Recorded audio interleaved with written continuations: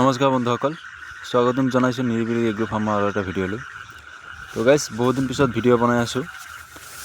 আজি মোৰ 1000 মুৰ্গীৰ পোৱালি আহিব। তো সেইটো কাৰণে মই যিটো মুৰ্গীৰ বিচনাটো আছে, ধানৰ বাকলিৰে যিটো বিচনা বনোৱা হয়, সেইটো বনাই আছোঁ।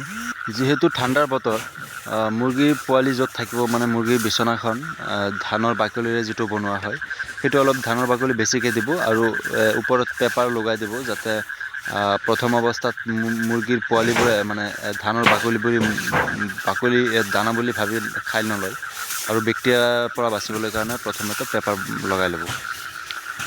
আৰু মই এইবাৰ মানে 1000 পোৱালিত মানে বৰিং অলপ বেছিকৈ বনাইছোঁ, কাৰণ ঠাণ্ডাৰ বতৰত মুৰ্গীৰ পোৱালিবোৰ বহুতকেইটা একেলগ হৈ থাকে, তাৰ ফলত মৃত্যু হৈ মানে মৰি যায় মুৰ্গীৰ পোৱালিবোৰ।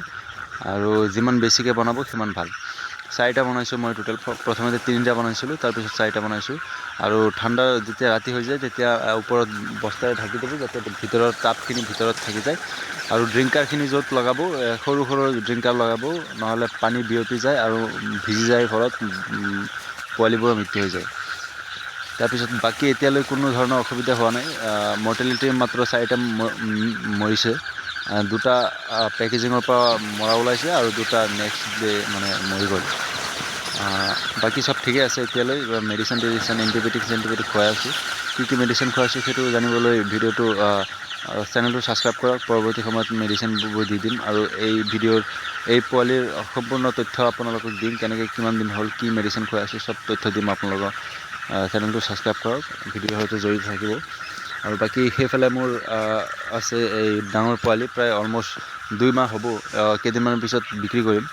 এতিয়া মুৰ্গীৰ ৰেটটো যথেষ্ট পৰিমাণে ভাল আছে, মাৰ্কেট ভাল আছে। এইবাৰ যদি মই ভালকৈ বেচিব পাৰোঁ, প্ৰায় 25,000 পৰা 30,000লৈকে থাকিব। আৰু আজি হ'ল 4 দিন হ'ল মুৰ্গীৰ পোৱালি বয়স। এতিয়ালৈ চব সুস্থ আছে একদম, মানে কোনো ধৰণৰ ভেজাল নাই এতিয়ালৈ। ড্ৰিংকাৰটো এতিয়া অলপ ডাঙৰ কৰি দিছোঁ, কাৰণ এতিয়া অলপ পানী বেছি লাগে। মানে দিনত কমেও 3 বাৰ পানী চেঞ্জ কৰিবা।